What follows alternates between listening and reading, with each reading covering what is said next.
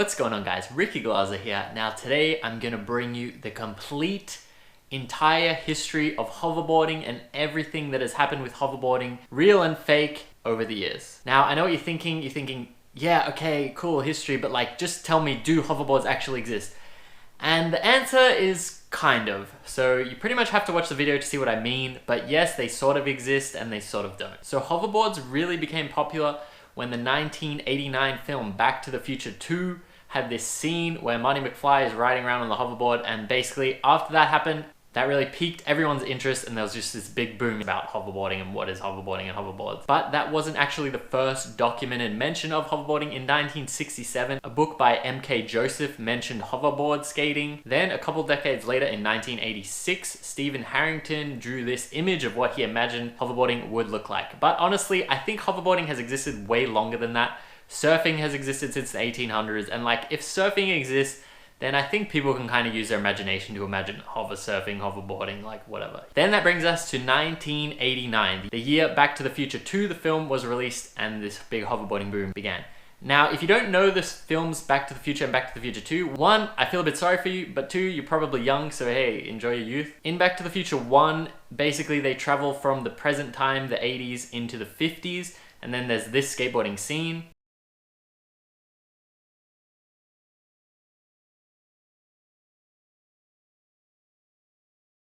Then in Back to the Future 2, they travel from the 80s to the future, which was 2015, and then they remake this scene with a hoverboard.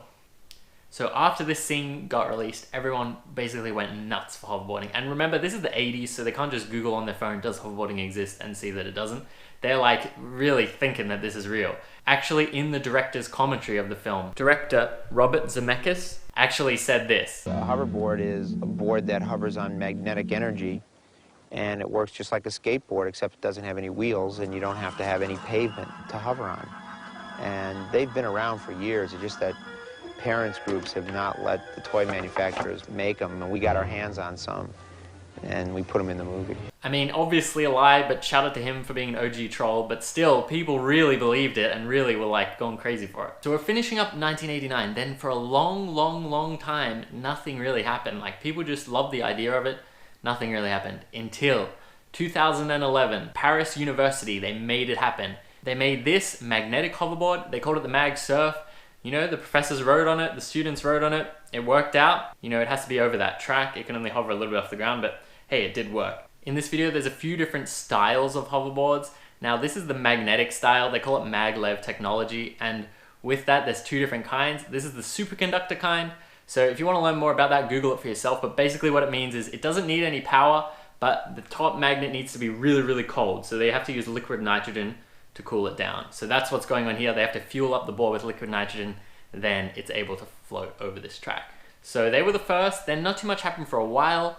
Now remember, in Back to the Future, it's the year 2015. In 2014, everyone's getting really excited. Then Tony Hawk and Christopher Lloyd, the actor in the original film, made this video. Now again, it should be super obvious that this is fake, and this is in 2014, so you'd think that people were a bit more savvy to it being fake. But no, people still believe it, people still went crazy for it. They even had to issue an apology saying like, sorry that it isn't actually real, and they released the behind the scenes footage of it, and it's like, yeah, okay, it's not real, cool. And then Tony Hawk says this. I wish as much as you do that hoverboards were real, and I'm sure that one day they will be. Few months later, Tony Hawk got his wish with the Hendo hoverboard. Now again, this is maglev, the magnetic type, but this is the other kind. It works with electromagnets, so the board actually does need a power source, but it doesn't need to be cooled down. But again, it can only really hover over the conductive material, so they had to build this hover park track for them to ride on. So they can't just ride over normal ground, they have to ride over this special track. And this one looks pretty fun, honestly. This one looks really good. And what's cool about this is the creator, Greg Henderson, he actually funded this from Kickstarter. He raised $500,000 on Kickstarter. And you know, hoverboarding wasn't really his passion. He actually wanted to use this as a proof of concept, to use this hover technology to build skyscrapers that hover a little bit above the ground so that when earthquakes come, that it doesn't destroy them, which is pretty cool. With all my research on their social medias and the Kickstarters, it looks like this didn't fully get off the ground. and they haven't really been up to too much recently. Then that brings us to 2015. So everyone's really hyped about all this Back to the Future year stuff. So then Lexus actually made this hoverboard, and then they released this commercial. And when you watch this commercial, you're like, oh my God, it's real. He's hoverboarding at the concrete skate park. He's doing it. It's actually hovering. But then, same as all of them, when you see the behind the scenes, you're like, oh, like, okay. It's the magnetic kind again, maglev, and they've just hidden the tracks under a thin layer of concrete. So much like the one in 2011, it's the style where it has to be cooled down with the liquid nitrogen. You know, it looks cool. I actually reached out to the skater in this video, Mcgouran, who absolutely shreds. And then he said the hoverboard, it weighs about 20 kilos. And then he described riding it as like you're grinding on a really thin rail. And that's kind of how it looks, honestly. And he said it was weird that there's no resistance from the ground and there's no sound. And he said that kind of tripped him out. But, you know, it does look pretty uncomfortable. And this guy's like a top elite skateboarder and like he doesn't look all that comfortable. He said he rode it for about 20 hours, which is interesting. So I don't know how a beginner would go on it. And now later in 2015, we have the Canadian inventor Alexandru Duru. And he built this hoverboard. Now this is kind of like a drone style hoverboard. He basically fully built this DIY style. It actually has a pair of pliers used as the accelerator. But he built this one, it seems to work pretty well, it's pretty cool. He actually set the record for the furthest hoverboard flight, which was 275 meters. And yeah, like this one's pretty cool. Then in 2016, finally, we have the first ever commercially available hoverboard. This is my favorite one. It's only gonna set you back about 15 to 20 grand. And watching this commercial is just like, am I watching a Saturday Night Live skit? Like, no, it actually is a real commercial. Like, oh my gosh. This is a cool one. Again, it's the drone style. It gives you 6 minutes of flight. They advertise it as slightly wider than a skateboard. My skateboard's 8 inches, this one's 30 inches. So I don't know how I'm gonna triple flip that, but we'll see. I really love this one. As far as my research could tell, these videos came out before it was released, and then when it was released, I couldn't find a single footage or evidence that anyone actually bought it. So I think it kind of was a really big flop. You can't buy it anymore on their website, but the website does still exist. And then I look at their other stuff from the company and they're building rockets and stuff. So I think they're doing fine. So maybe they'll try to make another one in the future. We'll see. Now we come to the end, the final boss. This guy, Franky Zapata, is absolute gold. I guess we'll call him an athlete slash inventor. So I'll give you a little bit of history on his life. When he's 16, he gets into watercraft piloting, as they say, basically jet ski riding, and then he becomes really proficient at jet ski riding. Then a bit later on in the early 90s and 2000s, wins every single jet ski competition. I'm not exactly sure what you do in a jet ski competition. I think it's a race. He wins all the national European ones, then he wins some world ones, and basically just crushes it for a really long time. Then I guess he just got bored of that, and he was like, yeah, jet ski's cool, but let's get something new. In 2011, he invented this new thing called the Flyboard.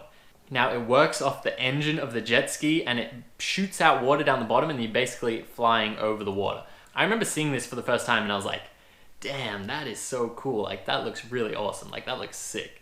And not only did he invent it, it's not like he just built one of these. He fully pioneered it, popularized it, commercialized it, and then now, like, it's just like a full-on sport. Like, flyboarding is its full-blown own thing. Like, instead of going in a jet ski race, now they're flyboarding, which is absolutely sick. I actually even had a shot on one of these in 2015, and it was really fun. Like, it was a bit hard to control, and someone on a jet ski was actually doing the accelerator, so it was a little bit weird, but it was still so cool. And as if Franky hadn't already done enough in his life, in 2016, he decided to step it up again. Then he invents the Flyboard Air, which is basically the same flyboard, except instead of water, it is propelled by jet fuel. And then now it's separate from the jet ski, and he can go anywhere. It can fly for 10 minutes, and then he has to wear this backpack full of the fuel. But it is awesome, you know? It looks so crazy, surreal, sci-fi. So he invents it in 2016, then he's kind of mellow with it, he's just fine-tuning it, finessing it, mainly flying over water. Then in 2019, I think he's got it really down. He shows up at this French military parade in front of the French president, flying way up in the air, one hand on the controls, other hand on a military rifle. Like, look how crazy that looks. Like, it's just so insane. And there was talks that he was talking with the French and American military about the applications of using the Flyboard Air. but I think they ended up deeming that it was too hard for the soldiers to learn how to pilot. Somehow he just keeps one-upping himself, but then a couple of months later, he flew the Flyboard Air across the English Channel, which is just absolutely insane. And remember, it could only fly for 10 minutes, and the English Channel is 34 kilometers long. So what he actually had to do was fly halfway, stop on this boat, refuel, and then fly the other half of the way. But look how crazy it looks, absolutely insane. And he's going 177 kilometers an hour was the fastest he got. He's flying about 15 meters above the water, and he had these helicopters following him. It is just really crazy. I don't even know, it just completely blows my mind. Like, what the heck am I looking at? And yeah, it was funny actually, the first attempt, when he tried to stop on the boat, he ended up missing and falling into the water, so he had to go back and get a second shot. But I mean, this was not even that long ago. This was less than a year ago, so I have no idea what Franky is going to do next. I mean, is he going to commercialize it? Is he going to make it cheaper, make it more efficient, make it fly longer? Like, who knows? But shout out to him, because he is the absolute boss. Like, seriously, like, he has a place in my heart forever, you know. I love when athletes go on to do other things. I think that's really cool. Alright guys, that's it for hoverboarding for now, 2020 edition. We'll see what the future brings. If you enjoyed this video, guys, check out some of my other videos. Leave a comment. When do you think we're going to get the commercial hoverboard? If you like this style of in-depth research, let me know. And a like and a subscribe, it does always help me out. But yeah, guys, until next time, that's it from me. Peace out.